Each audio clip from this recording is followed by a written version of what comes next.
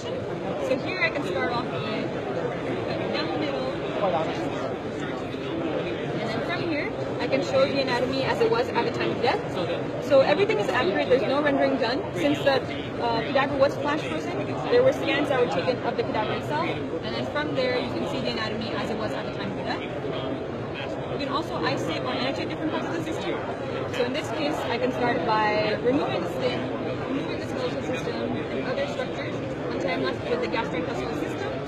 From here, I can get a better view by just zooming in. And I can also get a posterior view by just giving it a little spin. And in this case, I can start removing different structures and getting the annotation of any structure I removed. And I have this undo button where I can bring everything back up. This is amazing. And in this case, you can also have concurrent views of, let's say, the muscular system and skeletal system, and also start removing different areas to see regional anatomy and other types of anatomy as well at the same time. If you don't want to look at the anatomy as a whole, you can also see regional anatomy. So in this case, I have the female head and neck. To mimic something that you find in surgery, you can also do natural cuts.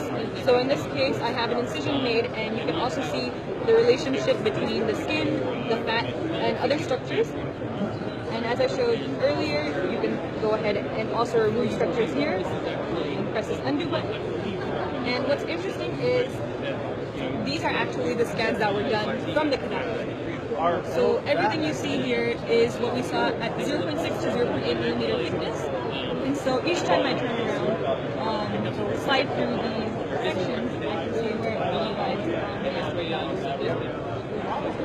And you're not just limited to the head and neck, you also have areas like the brain, larger areas like the thorax and the abdomen, all the way down to the leg and foot. And what's most interesting to me is you can load in your own patient CT or MRI scans, and from there you can get a 3D model of what you're seeing. So here we have a post-operative scan of a patient with a brain aneurysm, and this is the actual CT that was provided.